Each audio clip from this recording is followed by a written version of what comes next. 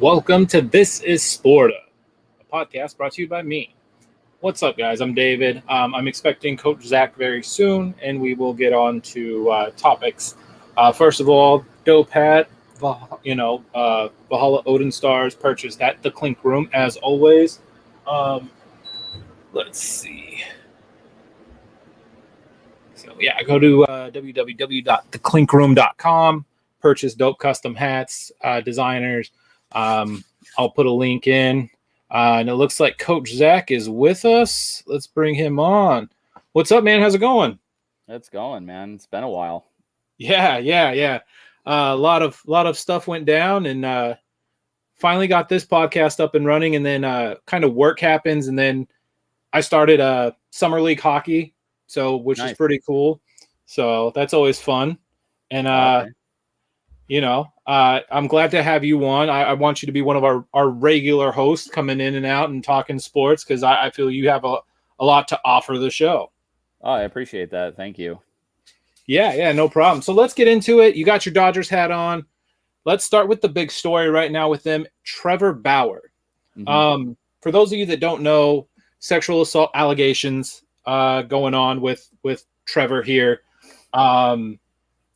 She says one thing, got a restraining order. Trevor's lawyer saying they have basically consensual text messages saying she wanted this. MLB puts him on 7-day administrative leave. Where do you stand with all this right now? If I were to say, I mean, it's a terrible thing, and it makes me kind of look at Bauer in a different light. You know, I love his vlog, I love his YouTube channel, and I love what he does for the game. And it's just when you read that whole column about, you know, what was said, what happened.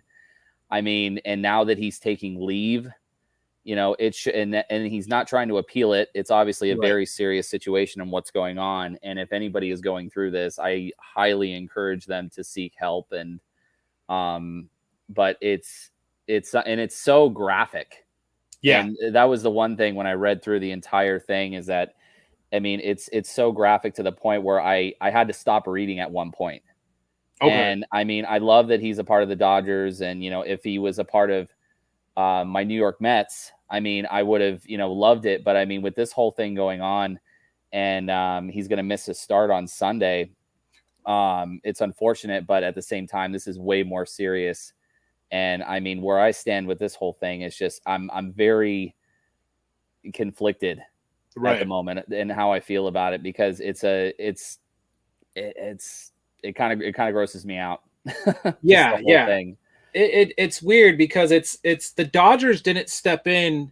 I feel as though the Dodgers would have allowed him to do his start had MLB not stepped in and put him on administrative leave. Like, so I don't know how serious the Dodgers are taking this. You know, I'm a Dodger fan, and I was thrilled that Bauer came. And when these allegations arose, I read the story like you with the fractured skull and being essentially choked out and violated. And it makes you see that person in a different light. Yeah, Trevor's outspoken and I love his personality, but you're right.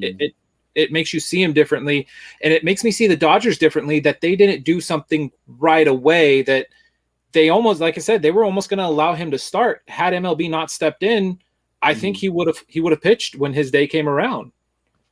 Yeah, and you know, he hasn't really spoken to the public about it. He's kind of said that all of the allegations and everything are not true, and he's mainly having his agent and his lawyer come forward and speak about it. And I have a feeling, and a lot of people are speculating about it, and a lot of hypotheticals about how they're just going to sweep this under the rug. Right. And then it's just going to go away. And I have a feeling that there's something that's going on that he's going to pay her off. Right. Or, you know, it may be a farce. We don't know. But, you know, with these guys being as famous as they are and Bauer getting that monster deal, you know, women, unfortunately, look at that as, oh, well, I could come at you. I mean, Kobe Bryant, that whole thing. Yeah, I mean, exactly. It's when you play in a big LA market like that. I mean, it's something that you can't avoid. this woman reached out to him and was driving from I forget where she was, but more south than LA, and was driving up to see him to make these things happen. Like, so yeah, I don't know quite where I stand with it in terms of Bauer himself, or if he did it or not. Like, I'm fully of innocent until proven guilty. Yeah. I think MLB did the right thing. I think they stepped in. I really hope the allegations aren't true. In terms of that it was non-consensual. If it was consensual, yes, everyone has weird kinks and fetishes. I get it. If that's his thing, that's his thing. But if it wasn't consensual, you know, and he is guilty of sexual assault, then he needs to be handled to the fullest extent of the law, because I don't approve of that stuff. I never have. No. I got family that's been in that situation, and it's horrible for someone to go through. So, you know, I feel sorry for the woman, and I feel sorry for Bauer for having to go through it. But it's a tough time. I just, and where it all happened before he got signed too. If I can recall it, because it happened in April of 2021. Right. Yeah, he had just moved to LA. Yeah, and I thought even though I love the guy to death, Noah Syndergaard, I know him and Trever Bauer have had their beef with each other and everything, and I mean, I think him putting him on blast like that about the book club thing, and just like, dude, time and place. Like, this is not the right time to be doing this, and this is a very serious thing, and this is something that's way more serious than the game of baseball. And you know, I hope that he takes as much time as he needs. Right. You know, figure this out, get your life in order, because the game's always going to be here. Yeah, I mean, number one, it's a long season. You know, yes, they're going to miss you in the rotation, but we can fill that spot for a while. Get your house in order. You know what I mean? Make sure everything's taken care of. I'm with you in terms of, I think there's going to be a payoff. I think there's going to be a settlement. I think it's all going to get dusted under. Obviously, there'd be a non-disclosure agreement with it, so this woman, you know, can't go forward with anything else. But I just don't want to see the Deshaun Watson situation happen, where one woman comes forward and then they see like what's going on and that she's going to get this settlement, and then you're going to see more women come forward. I forgot there was another athlete that happened to, and I could be wrong, but I don't know the player's name, but I remember the whole Deshaun Watson thing, and I remember when like numerous women were coming forward. Yeah. Oh, it was Patrick Kane. Yes, Patrick Kane was another one that had serious allegations against him. How, you know, there was a nightclub in LA, and then there was other women that came forward, and they all said the same story. And I mean, and now with that whole thing that's coming out in the NHL about the Blackhawks, about Aldridge, I'm just like, dude, like in the fact that they covered that up during the whole 2010 Stanley Cup run is also very serious.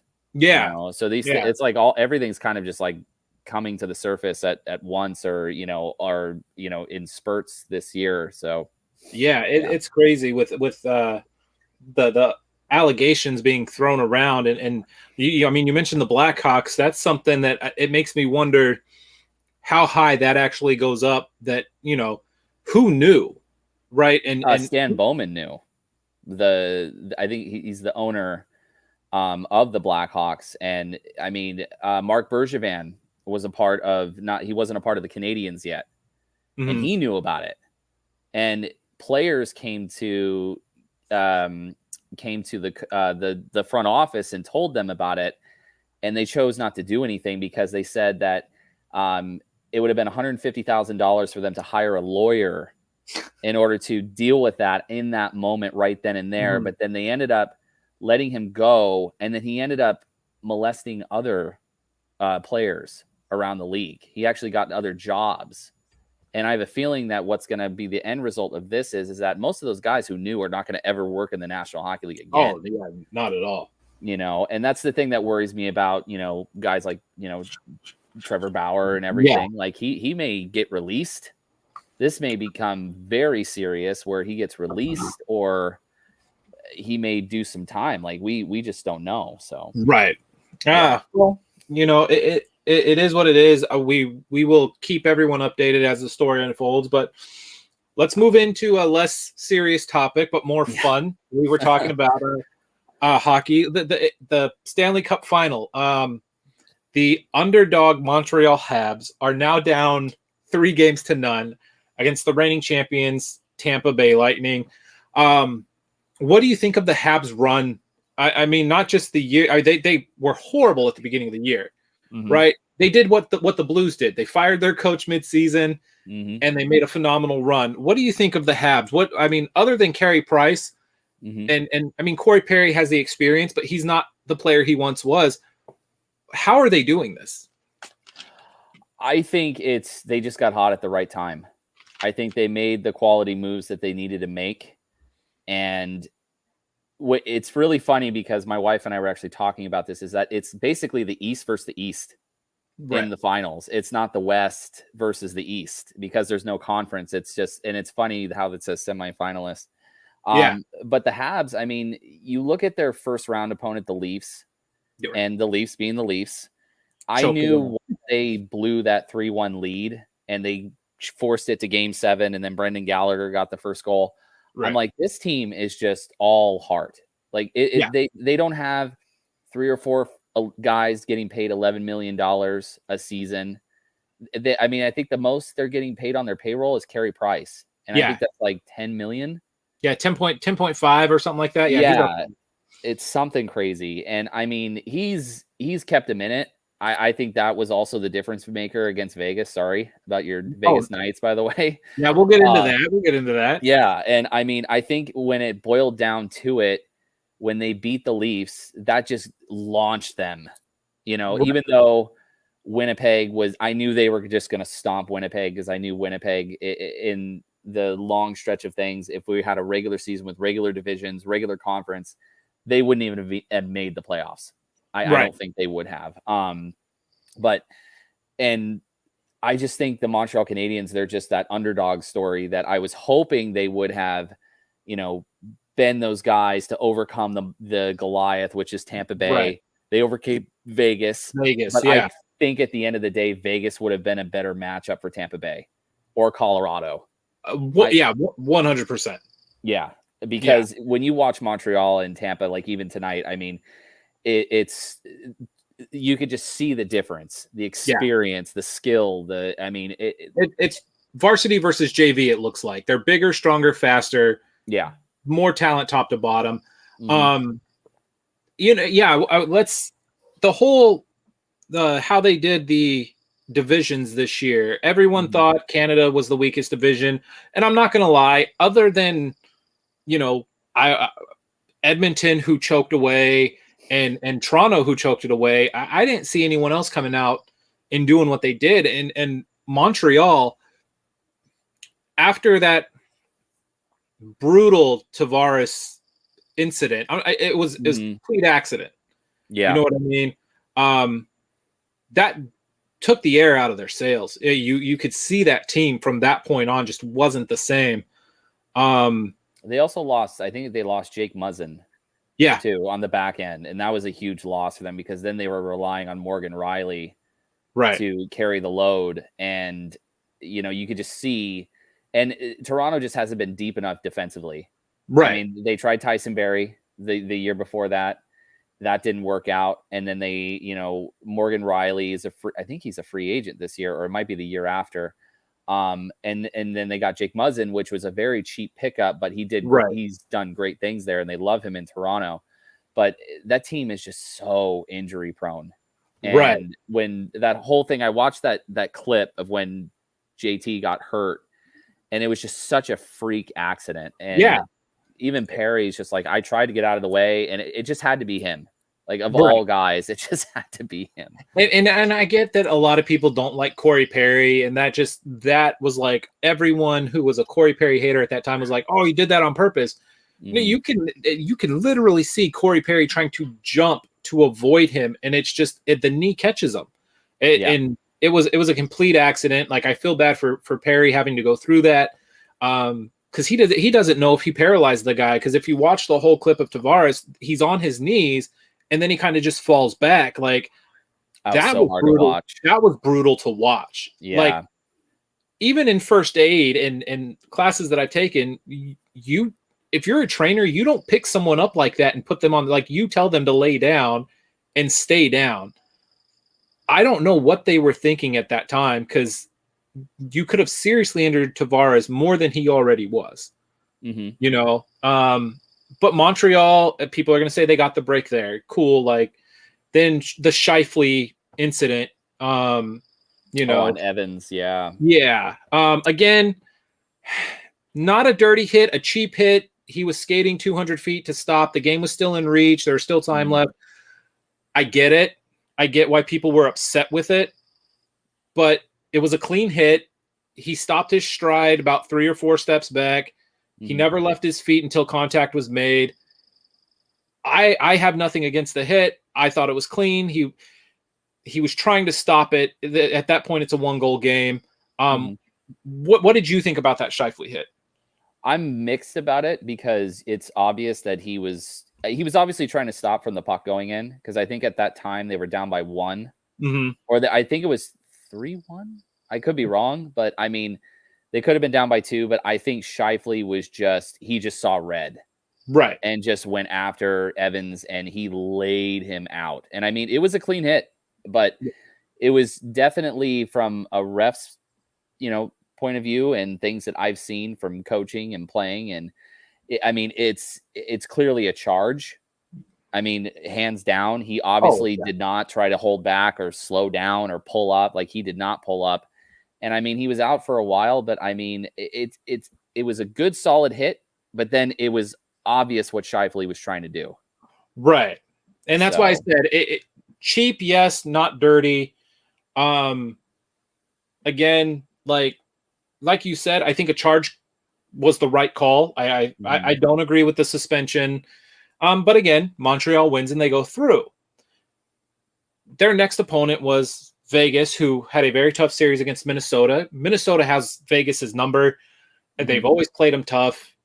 Vegas goes in against Colorado, loses the first 2, and Vegas fans, oh my God, I can't stand them. The sky is falling at 0-2.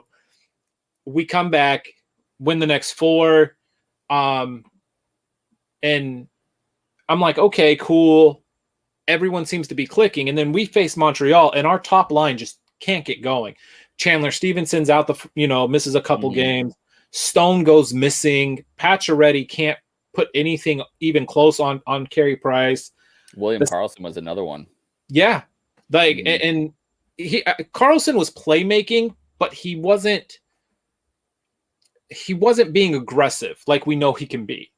And Montreal, like you said, with Carey Price being the stout goalie he is, the elite goalie that he is, I think really kept Montreal in that series. And then you have guys like Josh Anderson step up. Philip Deneau, who kept winning like face-off wins in the defensive zone.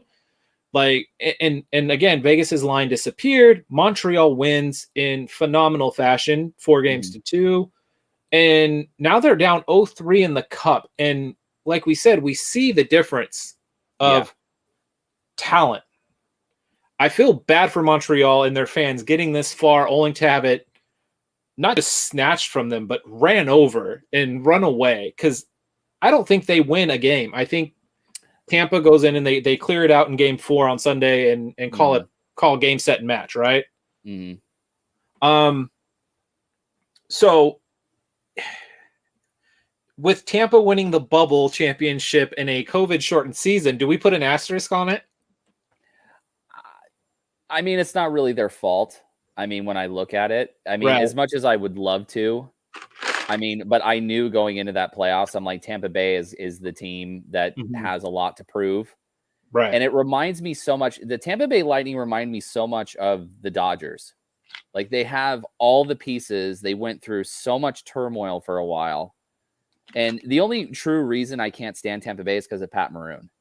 It's really the only reason. Otherwise, I have so much respect for those guys like Stamkos, Kucherov, Braden Point, just lighting it up. Vasilevsky, I mean, yeah. And, guys like Hedman. I mean, you look at that team and they're so stacked and they're winning in that window of opportunity. Right. Like they've had such a long stretch of a window of opportunity to win, where they're the best team all season. Then they get in the regular season, they get swept by Columbus.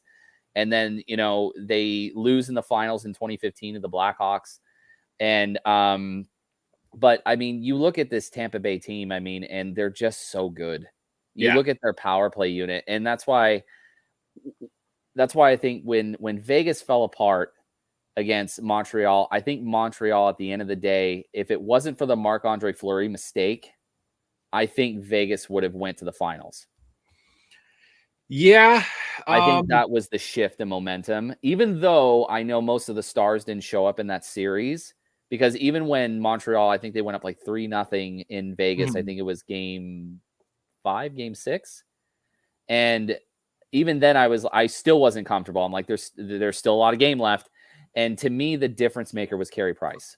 Carey Price just stood on his brain. And I mean, you look at Montreal, they're not that dynamically great offensively. Right. They rely a lot on their just smash mouth in your face hockey, where they finish their checks. They're a tough team, but they just don't have those. They don't have 15 other guys like Josh Anderson or Caulfield. They just don't, unfortunately. And that's something I think that they should look in this offseason. And I know for them it sucks, but the thing is, they have bragging rights forever against the Leafs. Yeah. Like any Leaf fan, like they can't say anything. No. So that's why I say Montreal, like, yes, you guys got there, but you have to think at the end of the day, you guys got there on such a lower payroll than the Leafs did. Right. So, and the payroll, obviously the Nikita Kucherov thing is rubbing some people the wrong way. With Tampa Bay. How do you mean? Well, they put him on the long-term IL for the season, and it didn't count against their cap. Oh yeah, that's right. I mean, they used a loophole to their benefit because now the cap doesn't matter in the playoffs, and Kucherov came in and played, and some people are just upset at it. But I'm like, blame the collective bargaining agreement. Like those loopholes, use them. Sign a player for $15 million and sit him on the bench all season if you can. Like, it's been exciting playoffs. Again, I'm glad that we're going back to normalcy this next season with divisions and proper conferences. We won't have to see Colorado as much. We should have Vegas has a fairly easy division in terms of who they're going to be playing. Your Ducks are obviously a team on the come up. What would you like to see this offseason with your Ducks? We need offense. I mean, we need a big offensive player, and there's a rumor going around right now that the Ducks are in talk with Kuznetsov. Oh, wow. And it's very hypothetical. Like there's no it's a rumor. The Jack Eichel thing, I mean, we're in on that supposedly, but we're not as in on it as the media is making it sound like. Because from what it sounds like they want Trevor Zegras. Oh no. And I'm like, and they want like 3 first-round picks for the next 3 years. And I mean, we don't know how great Jack Eichel is going to be in the state when he comes back from injury. He still has to recover. He still has to go to rehab. Like, we don't know how long that's going to take. And of course I would love it because he would be the face of our franchise. And for the long term, especially with Getzlaf making his way out slowly. Very slowly. Very, very slowly. And I feel, and I've said this before, and I'll say it again, if they wanted to sign him, it would have been done. Yeah. It would have been done. They would have signed him to a 1-year deal. We're in the month of July. Free agency opens up, I believe, at the end of this month. Or maybe the middle of this month. I'm not sure. I think right after the expansion draft. Yeah, and that's like 20-something days away. Yeah, something like that. With the Ducks, I just want to see them just get rid of the dead weight that hasn't been working for the last 8 or so years. You know, like Raquel, Hampus Lindholm, they're going to be free agents after this season. Like, do you expose them? Which I said in my expansion draft video, I would expose them, you know, or save them, trade them, get some parts for the following year, because it's going to be inevitably more of the same. Okay. You know, we're going to be going through, but Zegras, Comtois, Terry, Steele, and Drysdale are going to get way more playing time this year than they did last year. And so I think that's the one good bright side. And we also don't know the state of John Gibson. Like, Stolores is taking over a backup. There's been a discussion about, okay, should we trade Gibson now while he's in his prime, get a very good return for him, and have Stolores be the future of the Ducks? Yeah. And or sign Freddie Anderson, bring him back for nostalgia reasons. I mean, I don't know. There's so many things that are being thrown out right now, and I'm just like, you know what? I'll believe it when I see it. And, you know, I'm excited for the expansion draft and all, but a lot of the stuff I'm hearing right now, like there's been rumors about Matthew Tkachuk too. Like the Flames are talking about blowing it up. Yeah. And it's just, I'm like, God, I love hearing this stuff, but at the same time, I'm not getting my hopes up at all. Right. I feel the same thing. Like Vegas, we need a top line center. I love Chandler Stevenson, but there's a reason he was a third and fourth line center on Washington. He was on Washington? Yeah. I did not know that. Yeah, that's where we got him from. Yeah. Oh, okay. So, you know, he's fantastic, but we need a Jack Eichel on that top line, and Vegas is one of the teams in talks, and I guess the move is, from what I've been hearing, is Pacioretty. It was Pacioretty, a pick, and I think Cody Glass. And I think that was it in talks for Eichel. At least that was a starting point. Because obviously now we still have to shed cap space. You know, we were over this year and we had to taxi squad guys so it doesn't run into our cap. I mean, we're carrying 12 million in goalies, and like you can't do that. Well, you're paying what, Marc-Andre Fleury, $7 million? $7 million last year. He got paid 7.5 this year. He's getting 7 next year, and I think Lerner is on 5. So you know what I mean? Like, that's a lot of money. Figure that out. Yeah, they really got to figure out that goaltending situation, because I felt like when in the bubble, when Robert Lerner, when they signed him, I was like, okay, the writing's on the wall. Let's get Marc-Andre Fleury out the door. And I mean, I think that this is the right opportune time for them to expose Marc-Andre Fleury and get that cap off of their books. Right. You know, well, and I mean, it'd be funny if he went to Seattle and went to another expansion team. Right. He came out. He said he wants to retire in Vegas. Oh, that's great. After he won his Vezina.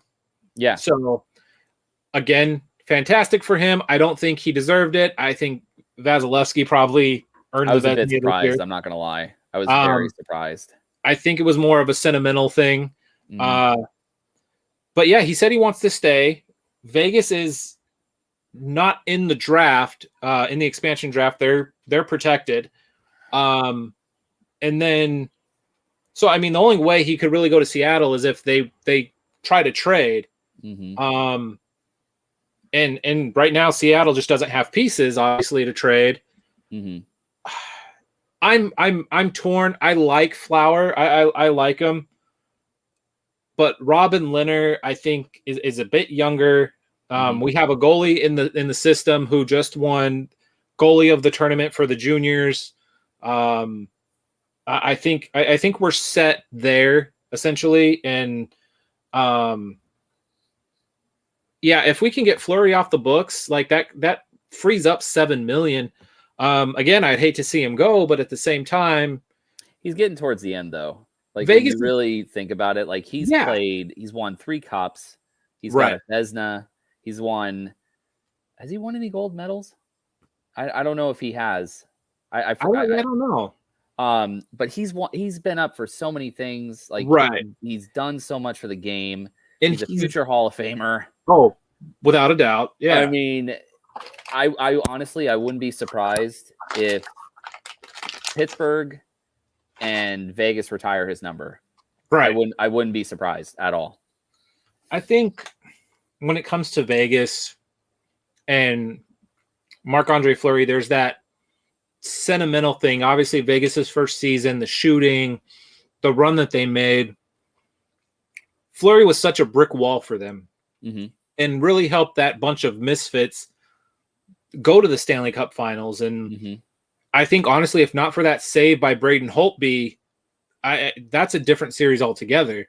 Yeah. But like you said, he's getting to the end of his rope. I just don't know who's going to take a $7 million goalie. I know a team that would. It'd be Pittsburgh. You think so? You know what? I wouldn't be surprised if they did, just to kind of like a send off for him. Yeah. I think that would be one place he would be very comfortable with going back to.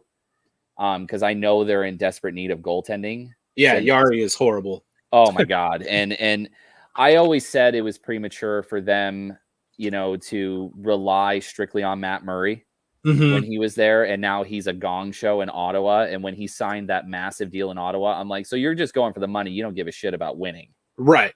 And I can't stand it when I see guys do that. But I'll tell you though, to get back to, to Vegas and just offensively, I think the guy that would have helped you guys, maybe not a lot, but would have contributed something to it, because I think Getzlaf would have been great. I think he would have been great. And I always thought about that watching that whole series. I'm like, it could have been Corey Perry versus Ryan Getzlaf, and that would have been great. Yeah. And it just pisses me off so much, because I'm like, I would love to see him in a new environment, especially Vegas, which is like just a state over. Yeah. And I mean, just to see him go out there and prove himself and show, hey, right, I'm still here. I'm still ready to play. It would have been so great. And it would have been great for TV. Yeah. It would have been that change of scenery that some players need.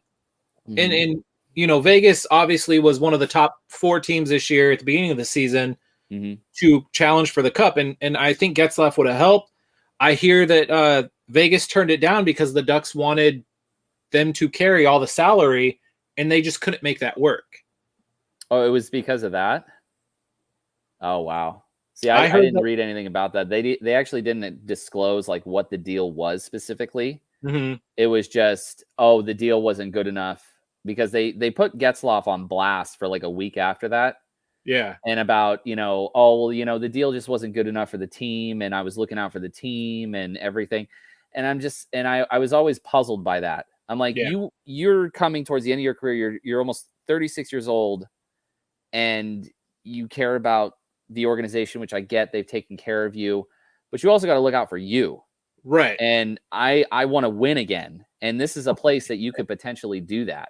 Yeah. Yeah. It was really weird, because I thought that was going to be a done deal. And I think that would have helped. Again, we're on Vegas missing a top line center. I think, after the second line, the third line to me is iffy, other than Alex Tuck.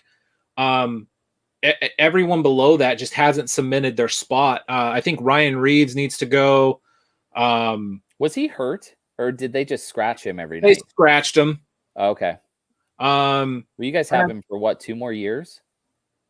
Yeah, I think he signed last season. I think right before COVID, he signed a 2-year, 2-3-year deal or something. Yeah, like it was a 2-year deal. So it was this season. I think next season. But yeah, I like having Pacioretty as well. But I mean, if we have to use Patches for trade bait, I would absolutely do it. Move away from them, because Vegas in 2-3 years is going to be in a really bad spot with all the money they've spent and all the draft picks that they've handed out to get some of these guys. I just, our window is closing, and if it's not next year, we're in trouble. I said that in my video about when the Montreal Canadiens made it to the finals, that their window is like that. Yeah. The Vegas Knights. And I'm like, and I think when the GM reacted the way that he did when Montreal scored the game winner, he knows it. Yeah. And he's a very smart guy. Like he knows this game in and out and everything. And I think the way Vegas is going, before they needed Ryan Reeves. Now they don't. And because they're more of a speed team, which I love the way they set up the power play. I love the way their forecheck is, the way they play the trap in the neutral zone. They go the 3-5. Yep. And they just shut it down. And I think that was also a difference maker between Colorado. But I think, if they don't win next year, and that's why I think with Marc-Andre Fleury winning the Vezina and them getting the All-Star game was kind of the NHL going like, okay, you lost, but we hope that you would win. But here, it was kind of like a gimme. And when I heard they got the All-Star game, I was just like, I was bitter about it because my Ducks haven't had an All-Star game yet. They haven't hosted yet. Really? No, never had the All-Star game in Anaheim. But for some reason, the stupid Angels get an All-Star game. I think they've had it twice. They had one in the 80s, and then they had one in 2012. And I'm like, so wait a minute. And I know it's two different sports, but does Gary Bettman just not like the Ducks? Because they've had it in San Jose and LA. Because it surprises me, because when the Ducks came into fruition in 93, 94, that was the height of the movies. Everyone was in Ducks gear. Mm-hmm. It really surprises me in that first 5 to 10 years that there was no All-Star game. I didn't know that. Yeah, because their plan. Have you ever been to Honda Center? That was it was the pond, right? It wasn't. Yeah, I always call it the pond, but some people I've been to the pond. I'm like, no, it's the pond to me. I haven't been to the Honda Center. I've been to the pond in their first 2 seasons. Yeah. Yeah. So the parking lot that's on the left of the pond and the one in the front, and then also there's like these buildings, these like apartment buildings that they're going to be building. They want to make it like into like the Irvine Spectrum. Okay. Like hotels, casino, like this big lot. Yeah. And I'm like, okay, I get that, because they want to make it kind of like Staples Center where there's hotels everywhere and people can just stay there and spend money. But I feel like that's the main drawback why they haven't had it there yet. And I've been begging like every single year. I'm like, God, can we just get the All-Star game here? And then when I see Vegas get it, I'm just like, God, Gary Bettman, like, you love this damn team. It's just, and so I'm sure it's gonna be super cool. I hope the All-Star game jerseys are super flashy and over the top. Oh, it will be 100%. I think it's gonna be neat. I was talking to my wife about it. I'm like, maybe we should go. Like, we should go check it out and go to All-Star weekend. And but yeah, it's bittersweet. It's cool, man. I went to Game 7 of the Minnesota series. Oh, did you?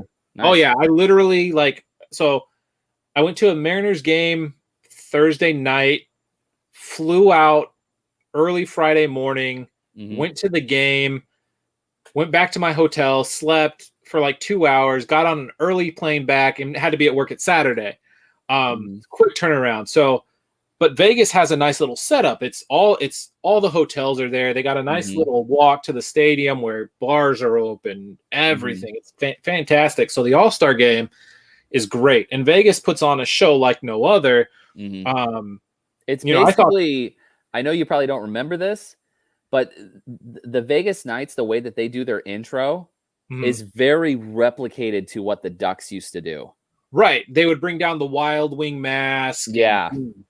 Yeah. And people are like, oh, this is like the first time they've ever. I'm like, no. Like, other teams have done this. And, but they're so over the top because it's Vegas. Right. And when my wife and I saw the Ducks play them in Vegas for the very first time in our history, it's a cool setup. There's a bar, there's all sorts of places around it, and you can hang out and do things. And we were staying at, I think it was at the Monte Carlo. That's like literally right across the street. Yeah. And we were within walking distance. And it's a really cool arena, but at the time in their inaugural season, you would have never have known there's an NHL team that plays there. Like, I know now, like, it's covered, like, everything. But back then, their team store was so small. Right. and it wasn't as big, but I mean, yeah, I mean, Vegas wasn't a hockey city, so when they got their team, it really surprised me. Like when I lived in Vegas, like I played roller hockey, like all that stuff. I played ice growing up, but you never really like heard of anybody really coming from Vegas pro wise. Like Jason Zucker's the biggest name, and even he was only here for a little bit, right? And then he went to Denver University and then to the pros. But yeah, Vegas, like there's a nice little hockey community, but then all of a sudden it exploded, and you have all these people who think they know hockey now because they have the Knights, and they're like, oh yeah, I've known this game my entire life. What's an offside? That's ridiculous. Well, to give you one better, when we were at the game on the Jumbotron during their inaugural season, they were explaining what offsides was, what icing was, because people would stand up. I'm not kidding. They would lose their minds. Yeah. They would stand up and like go, what's with the whistle? And my wife and I would be laughing. We're like, it was offsides. It was icing. And they're having to explain it to these people. And most of them are migrators who were Kings fans, Ducks fans, Sharks fans. And that's fine. They're trying to grow the game and everything. I'm sure there's going to be a ton that migrate to Seattle, which is great. Leafs fans mostly. Yeah, right. And I mean, but it's cool though that it's growing so much, but it's also like I feel, and I had this thought about it. I feel like the NHL is trying to make Vegas the face of the NHL. They're trying to make them really big because they know that their window of opportunity to win is closing. And they're like, okay, we're going to jump on this now. And then once Seattle comes in, then we'll jump on that. Yeah. I just don't know if they would jump on Seattle. Seattle's not a destination place. Like, I mean, I live in Washington, and Seattle's for the most part, it's a dumpster fire. Like, yeah. Between the homelessness, the drug problems, city council trash, like, I don't know.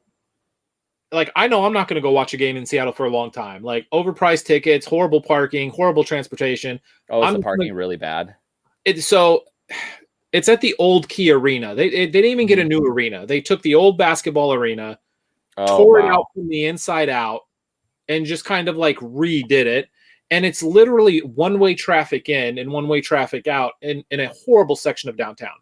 Oh, God. But that's what city council wanted, even though I think it was the Wiki group wanted to build in next to the other stadiums, said, no taxpayer money, I'll build it myself, and we'll build up the area around it and make it a nice little town center.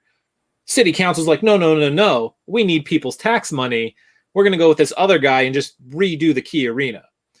But yeah, it's horrible. Tickets are already overpriced. Like, people are talking about it. I've seen season ticket holders saying, oh, I got to sell some of my tickets to make some of this money back. I'm just going to go to Vancouver and catch some games there, as I always do. But yeah, man, hockey's coming to an end. I'm kind of sad. I really hope Montreal gets at least one. I don't know if they will. I have a feeling they will, because Tampa wants to win at home. I have a feeling that Tampa may throw game 4 and then go back home. Like, they might do it because what if that bit them on the ass though? Like, what if? You never know. Yeah, I mean that it might, but I mean Montreal just might fight for their lives in the next day or so, and then may come all the way back. I mean, they came all the way back from a 3-1 deficit to the Leafs. Right. I don't think Vaz is going to let that happen, honestly. Yeah. But I'm excited, man. So on to back to baseball, the All-Star game, man. Who do you feel got snubbed? Cedric Mullins.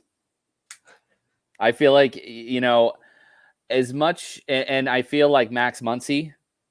I feel with Freddie Freeman starting. Yeah. I love Freddie Freeman. He grew up in the same town as I did. I was born in Fountain Valley. He was too. And I feel that the All-Star games are becoming more of a popularity contest. Oh, that's proven by Mike Trout. Mike Trout made the All-Star team, and he hasn't played. Dude, he's not even playing. Yeah. Like, I love Mike Trout. Love the guy. But, I mean, the fact that he's not even playing and he gets the most votes alongside with Vladimir Guerrero Jr., which is so awesome. I love Vladdy. But the fact that he's the front runner in center field, meanwhile, you got a guy like Cedric Mullins who's worked his ass off the whole season and playing on a garbage pile of an Orioles team. I mean, dude, like, how do you do that? And I think they're going to make the switch, obviously, because Trout, he hasn't thrown a baseball in God knows how long. Yeah. He hasn't even started rehab yet. Yeah. I don't understand that. Like, yeah, because I'm looking at where is it? Jesus. So the American League, you got Trout in center, you got Hernandez from the Blue Jays in left, you got Judge, who also is not having a good season. Right. Like, and then you got Marcus Semien, who's having a good season, Vlad Guerrero at first, you got Perez behind the plate, you got Ohtani, who I also want to talk about that. You got Devers, and then you got Bogarts. Yeah.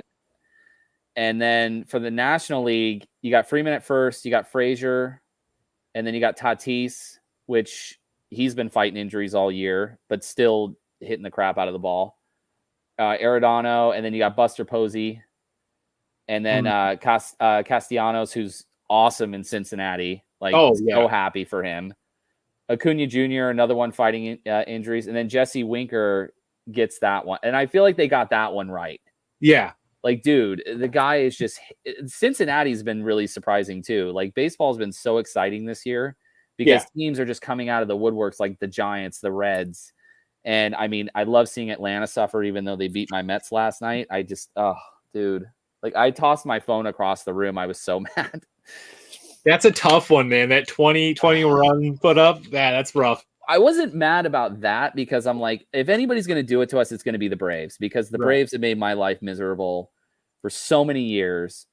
And, you know, with that happening and then us leading the game and then Rojas not managing his bullpen properly, I'm just like, okay, he's thrown 4 straight balls. He's walked 2 batters, and now you're bringing Freeman to the plate. What are you doing? Yeah. And that's been our biggest problem all season. It's been not being prepared in our bullpen, not having guys up, or pulling DeGrom too early. Like, you have a guy like DeGrom who has one of his worst starts and throws 18 strikeouts yesterday. Yeah. That's a bad start. Yeah. Like, it's insane. And then I look at the Dodgers score, and then I feel better. So it's just a little better. Right? It's like, oh, they're beating the Nationals. They pushed the Nationals back, you know, from the Mets because the Mets are up 2.5 now. And now the Dodgers won tonight. They won tonight. Yeah. 10-5. But to getting back to the All-Star thing, it's such a popularity contest. And I'm like, okay. Yeah. Whatever. And that brings me like to my snubs, like, man, for the AL, as much as like, I it hurts me to say this. I think Houston got snubbed between Brantley, Correa, Bregman. Like, I feel like 2 of those guys should be starting. Mm-hmm. I feel like, but I think that stems, like you said, it's a popularity contest. I think people are so upset with Houston. Oh yeah, that they're not voting for their players, and they're having great years. Like, yeah, they're tearing it up. They're first in a lot of statistical categories. And I mean, Altuve seems to be back and all these guys are slamming the ball. It's like, I feel bad for them, but at the same time, I don't like it'll get remedied. I mean, with Houston, I mean, I'm looking at their record. They're 50-33 and they lost 4 and now they've won 2. Right. And, you know, Oakland's only 2 games back. I mean, Seattle, they're only 6.5. The Angels are a disaster. They're 9.5. Texas is even worse, 17. But I mean, Houston, it's amazing. They still don't have Justin Verlander. Mm-hmm. They just have Zach Greinke and that other guy. I can't remember the starter's name. Yeah. But I mean, to me, it where it all boils down to it is after the All-Star break. Like, that's when you got to turn it up and see exactly where you're at. And I think that most of these teams, like the Yankees, are going to turn it on. They're going to figure it out. They're going to turn it on. There's been a bunch of trade rumors with them, and they're 9 games back right now. Yeah. But yeah, Houston, I mean, when I saw none of them made it, I was like, whoa, what? Right. So, especially Altuve. I mean, as much as I hate that guy, I mean, dude, he's a ball player. Yeah. Like, he really is at That's the end why, of the day. like, Those Bregman. We had Apollo Des from Apollo Houston Media on the show one time on the old podcast, and I told him, I was like, stepping back, like, I don't think I was ever mad at the Astros. I think my anger was more directed towards the MLB and not suspending the players who cheated. You know what I mean? I think it comes down to everyone cheats. It's just they got caught and they didn't get in trouble for it. So, like, I hold no ill will towards Houston or their players. Like, yeah, they could have been a bit more humble about it. They could have came out and apologized, but that's who they are. And we don't want those guys to give fake apologies. You know what I mean? We're tired of that. Robotic. Yeah. So, I felt bad for Houston because I felt they did get snubbed this year. I felt Bo Bichette got snubbed at second. Dude, Bo Bichette got way snubbed. I felt that was bad. NL wise, Lux, Gavin Lux, Chris Taylor, any of the Dodgers, Mookie Betts, all Mookie these Betts guys got snubbed. Big time. Even though, I mean, when you look at them, I mean, Gavin Lux has had he's having a great year. Yeah. And they were worried about him, taking over, I think it was for Kiki. And I'm like, no, like, he's a young upcoming guy who deserves that spot. And Kiki's tearing it up in Boston. Right. He's doing great things there and they're playing great. And I mean, and then Jock Peterson, people were worried about with him leaving. Yeah. And he's doing great with Chicago. Exactly. You could say he got snubbed. You know what I mean? He's having a great year. He's another one. And it's just, I just wish that I think there should be a baseball committee, like somewhere in Major League Baseball, there should be a committee where they sit down and they vote. They look at all the stats, all the statistics, because where this is going, it leaves just a sour taste in our mouths. It's just like the whole sticky substance thing going on right now. I mean, that's another thing that's going on that looks weird. Yeah. It was a rule all along, but it's not enforced until now. Yeah, really strange. Yeah, and it's just, there should be a committee where they sit down, they look at everything, and they're like, okay, this is what should be done. I don't think guys who are hurt, even though they're the most popular player in baseball, should be voted in. They shouldn't even be on the ballot until they're active back on the roster. Right. Then, all right, go ahead, vote away. Yeah. But, yeah, I don't think for one single second that should be allowed. So, how do you feel about Ohtani not getting in, like, whether it's in the field or as a pitcher? Like, he's having an amazing year. Oh my God. I was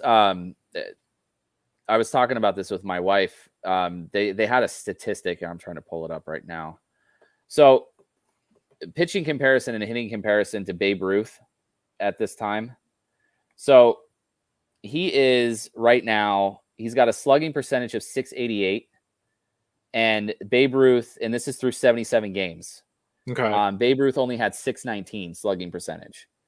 And then he's got a lower ERA of 2.58, and Babe Ruth's was 3.56 in only 59 innings. Jesus. For Ohtani, and 91 innings for Babe Ruth. It's insane. Yeah. Like, this kid, and it's amazing because I think it's a culture thing. I really think it's a culture thing because they are so driven to be successful that I think with this kid, he slams the ball like just absolutely just effortless. Even though every time I see him bat, he looks like he's just going to swing his life away. It's amazing. But I think the reason why he's not talked about enough is because he's not playing in a big market. He's playing for a small market team. And if he was playing in a city like New York, LA, I mean, he would be the talk of the town. But I know MLB tries to, mention him. And I think tonight he hit 30 home runs.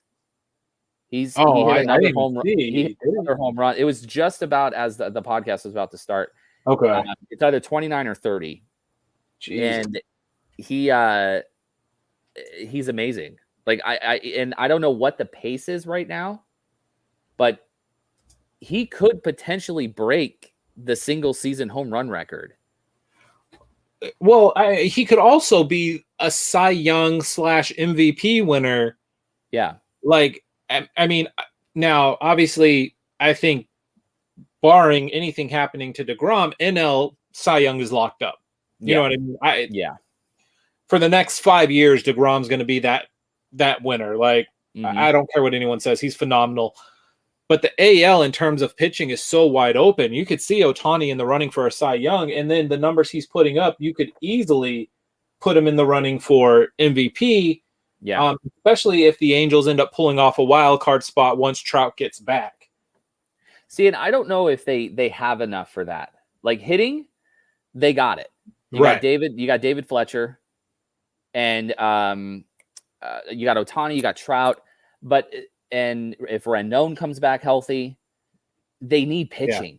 Yeah. And I've said that for so many years now. They've always needed it. They've always needed pitching. And their year to win was in 2005 with the whole White Sox thing with Przinsky, in 2009 when they went up against the Yankees. You know, they had the pitching then, but then after that, Jared Weaver was all by himself. He had no help, unless you want to talk about joke of CJ Wilson. But I mean, and you know, that was another thing I wanted to get your opinion on. What did you think about the Albert Pujols thing? So I'll eat my words here because I posted on Twitter that I felt that he is past his prime, which he is. That I didn't see the point of grabbing him other than a name, but he has produced for this Dodgers team. And the change of scenery was necessary. I mean, I'll eat my words there. Like, I think this whole Albert Pujols thing, I think he wanted to win again. And I think he pulled a James Harden and literally acted like, oh man, my career's over. I can't play. Look at me swinging at, under 100. And he goes to the Dodgers.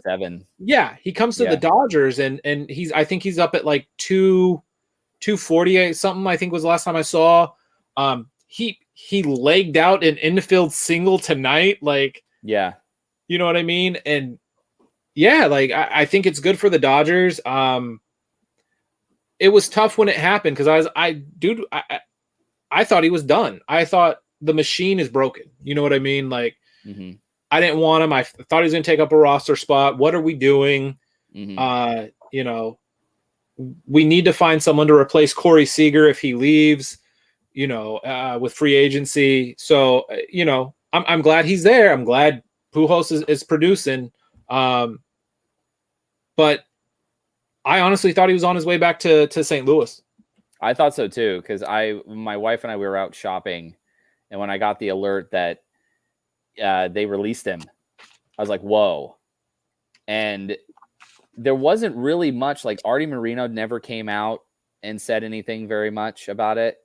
They said that there was a couple of riffs that he had with Madden that, he wanted to be an everyday player. And they said, no, you're just not going to be that guy. And they have that young upcoming talent. And I hate the Angels fan base, by the way. They're just, because it makes you look at that 10-year deal that they did with when they signed Pujols and CJ Wilson at the same time, even though I think CJ got like a 5-6 year deal and then they ended up buying him out. It makes it look like it was for nothing. You're right. Like, obviously he went there because, all right, I got my chips. I got my MVPs. I got my silver sluggers. I got my gold gloves. I'm just coming here just for my family's security. Right. And then when I heard about him going to the Dodgers, I'm like, this guy wants to win. Yeah. Like, he wants to win again. And, you could just see the light back in him. Yeah. Like, he's like a kid again playing a game that he loves. And I feel like that was lost because when you lose so much, especially with the Angels, I mean, it rubs off on you where you just dread to go to the field, Yeah. I don't understand how Mike Trout signed that contract. Like, oh my God. It's brutal to see that the best player in baseball,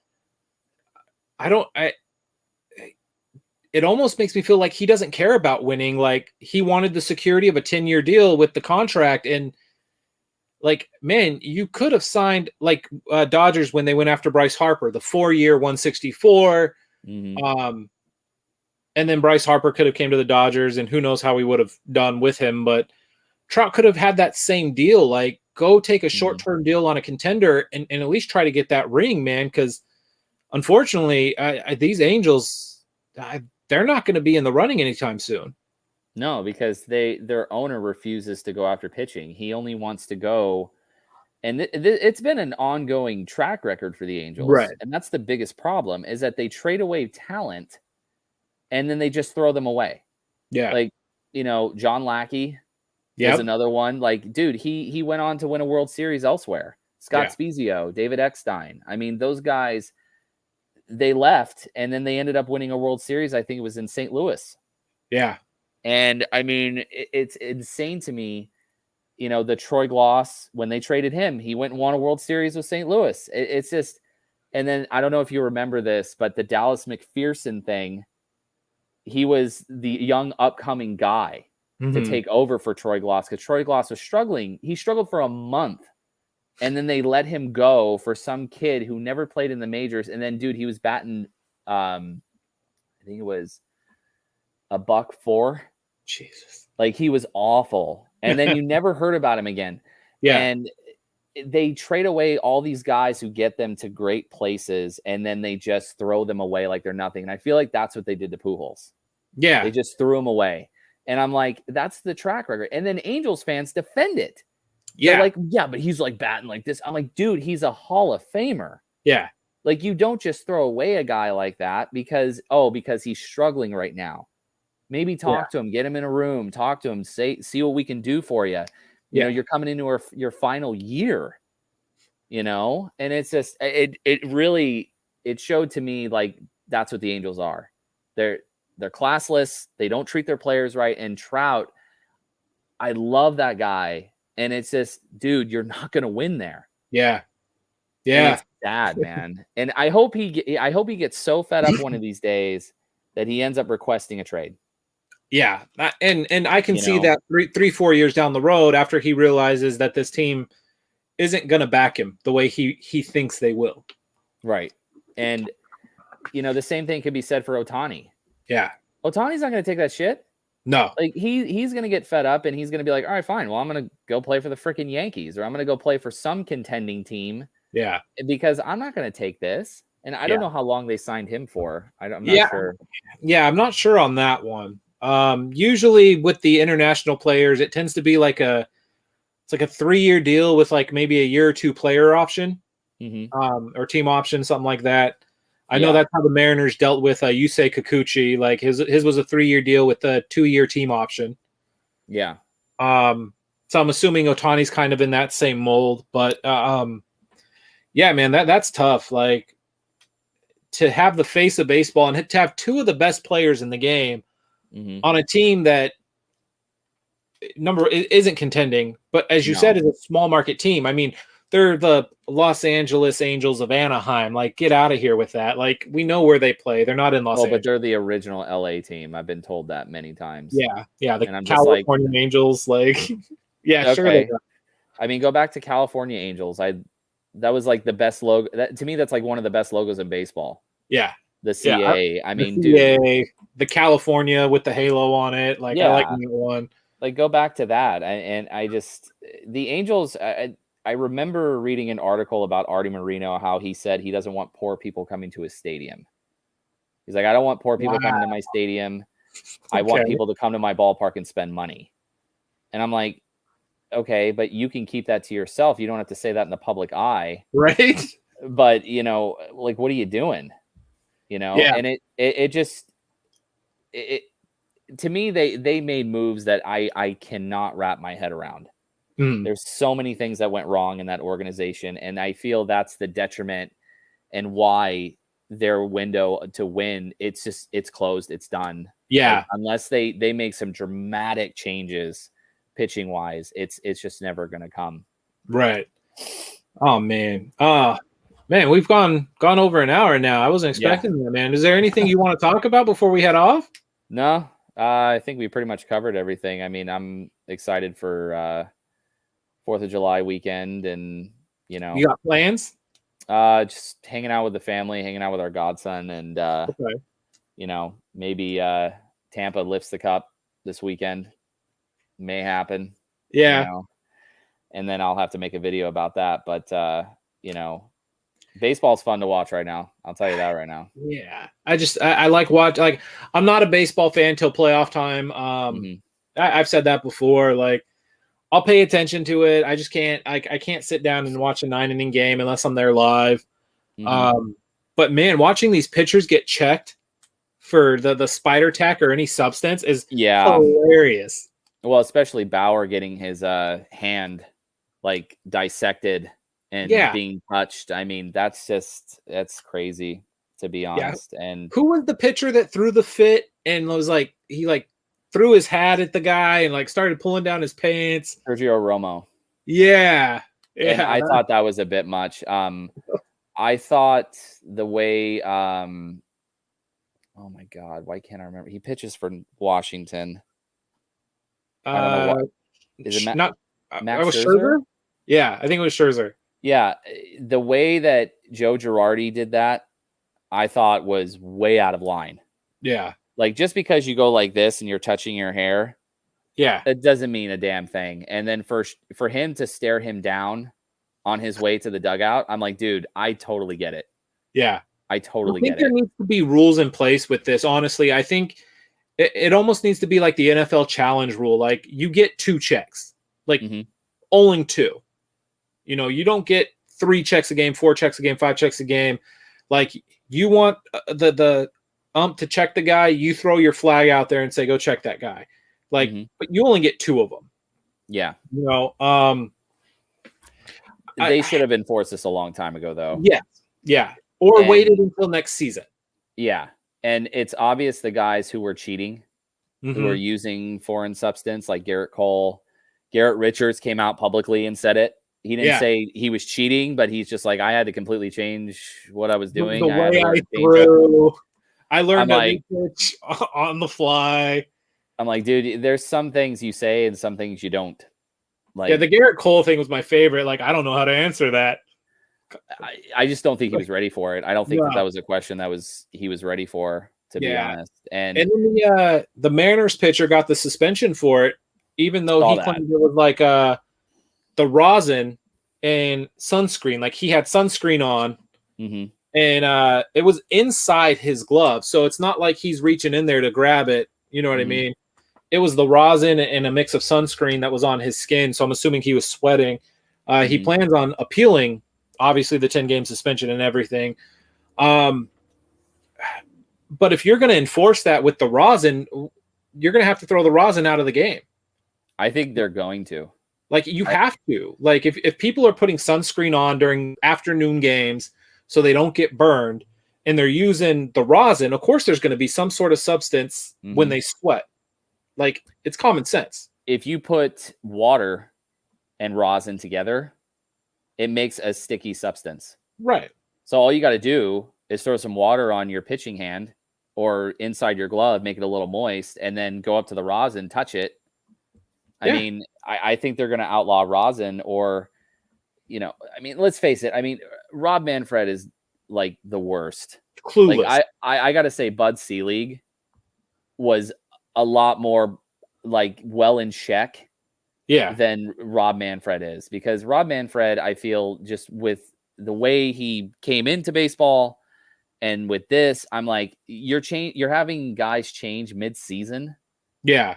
Like, I get the spin rate, the velocity, the control, but at the same time, I mean, guys are getting hurt, like Tyler Glass now. I mean, he came out publicly and he didn't say exactly that I'm cheating, but in different words. Yeah.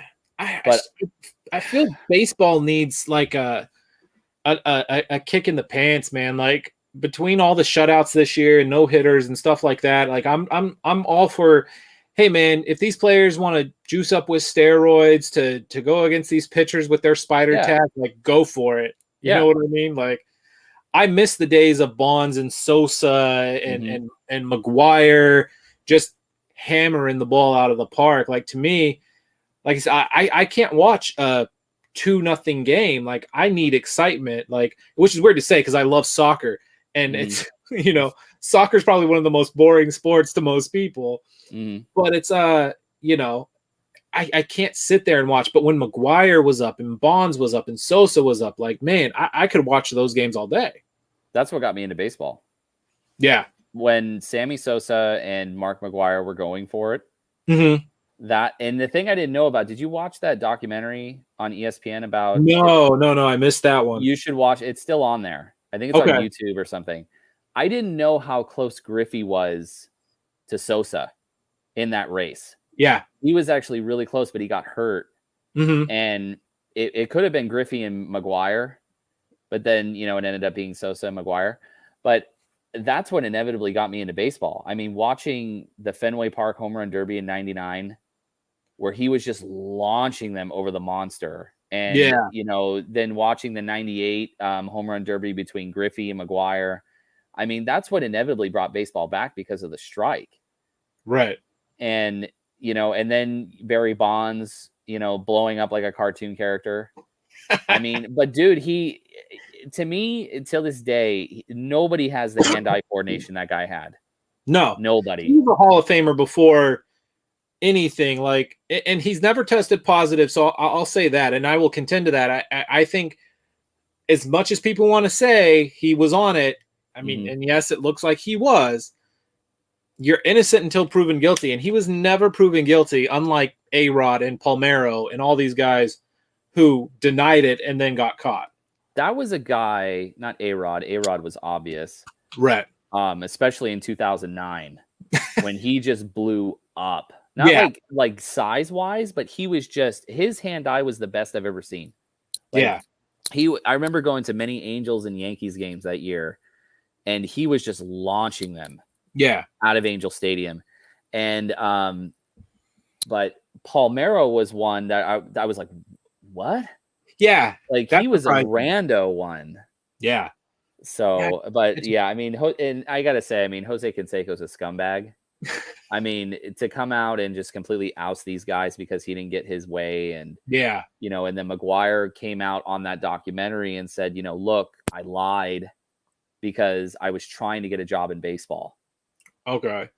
And I think he's still the hitting coach for the Padres. And then he went to the Dodgers for a little bit. And I actually ran into him at our Sprouts over here. And I recognized it was during COVID, and I told my wife about it. And I was like, dude, he's huge. Yeah. Like, his build, like, he's so tall. His arms are still just jacked. Yeah. And I mean, it just seeing a guy like that in person, I'm just like, dude, he's huge. So he hasn't like Hulk Hogan did, where he was really big and now it's all just kind of flabby muscle. Yeah. Like, he's still really jacked. He's still really, really big. He's still kind of cut up here. But, I mean, for the most part, I mean, for baseball to not even acknowledge him, or even Sosa, I mean, I don't know if you know, but Sosa has never been allowed back to Wrigley Field. No. Since the whole backcourt thing. Yeah.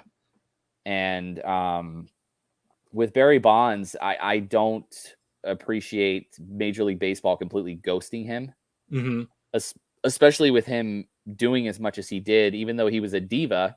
Yeah. I mean, he changed the game. Yeah, he's your all-time home run leader. Like, say what you want, and if you want to put a steroid era wing in baseball's Hall of Fame, sure, that's fine. But these guys deserve in as much as anybody in there. I mean, Pete Rose included. Like, Sosa and McGuire brought back baseball in a way after the strike that, was needed, because baseball was failing. Yeah. You know what I mean? It was really bad. Yeah, it was horrible. And these guys and their juice put a whacking on those balls and just knocked them out of parks, not just into the stands. We're out of Wrigley, out of Camden Yards, out of Chavez Ravine. We're talking everywhere, every which way balls were flying. And baseball was back, and I feel bad for those guys, because I don't think Sosa will ever get in. I think McGuire will eventually, and I think Bonds will probably get in, but it's not going to be on the writers' vote. Long time. It's going to be it's going to go to the whatever committee is after the voters. You know what I mean? Like they have a committee after 5 years or whatever it is. Yeah. Well, here, one last thing before we go. Do you think steroids or hold on, I'll word this better. Do you think the foreign substance is worse than steroids? No, I don't either. No. I like I said, everybody cheats. Mm-hmm. I don't find anything wrong with, unless it's completely obvious and your hand is smothered in, sticky tack or spider tack or whatever it is. If it's blatantly obvious, we've seen pitchers lick their fingers or, do this and go to that stuff. Like, I don't mind that. Like, I think that's all sportsmanship. If you really think that a little bit of sweat and rosin is going to affect the game so much, mm-hmm. I don't see it. Like, yes, spin rates are great and pitchers are doing well, but inevitably, I think it also comes down to the analytics. These guys are no longer hitters. They're either home run or bust. That's what Gary Sheffield said. Yeah, it's the Bryce Harper thing. It's either you're going to hit it and you're going to hit it far and you're going to get on base or get a home run, or you're going to strike out. Mm-hmm. You know what I mean? And get better. Like, you be patient. Like, learn to look at the ball and see it in instead of swinging at what you think is coming at you. Yeah. But no, like I have nothing wrong with a little bit of foreign substance. Again, if you really want to even out the playing field, make PEDs legal. Like, but if you're going to take it all out of the game, take it all out of the game. You know what I mean? The rosin, tell guys, sorry, you can't wear sunscreen because it's a foreign substance. Like, it's tough. Like, where do you draw that line? Well, right. And, with the foreign substance, I don't agree that it's worse than steroids. I think steroids, people went to jail. Right. People got fined. People got basically ghosted from baseball because of it. And to honestly say that, I feel is despicable. Yeah. Like, if you're gonna have a rule, then you need to enforce it. Yeah. And when you don't enforce it, it shows you're not doing your job. Right. And when you have guys come out mid-season and start to get hurt, and now, I mean, it's great to see the guys who were cheating, because then you're like, okay. But at the same time, you can't blame them, because they're like, well, if they're not going to enforce it, then I'm gonna use it. Right. But I will say that if you are going to not enforce it, then you can't really fault these guys for doing what they did. Exactly. Like, yeah, if you're not going to enforce the rule, you can't blame the guys for breaking the rule or bending the rule. And to enforce it mid-season, I thought was a joke. It was an overreaction. It's like, it wasn't Trever Bauer who said that it was a ploy because there's a lot of major hitters on the market this season. Pete Alonso. So, yeah. Yeah. So, and I think that's a little bit of a conspiracy theory, but everyone's opinion is valid in my mind. Like, I looked at it, I'm like, yeah, there are a lot of big hitters coming on the market. Maybe they are trying to drive prices down, but man, yeah, it's weird that they just decided to enforce this rule now. Yeah. Yeah. So, and I mean, we'll see what happens. I mean, as I'm sure more guys are going to get caught, and we'll see how this goes, but yeah. All right, guys. I want to thank Coach Zach for being on. We'll figure out another time, hopefully for a show within the next week or so. I do want to make this more of a weekly or not bi-weekly, 2 shows a week type thing with regular guests, and I want Coach Zach to be one of those regular guests. Hit the like and subscribe. Hit that notification bell. Follow myself, Coach Zach. This is Sportapod, all on Twitter. What's your YouTube channel? It is Ducks Game Day Breakdown. Ducks Game Day Breakdown. Follow that as well. Good stuff there. Until next time, everyone have a great night. We enjoy talking. I always do. Coach, it was good to see you again. We'll talk soon. Yeah, for sure. Take care, guys. Thanks. Yeah. Have a good one.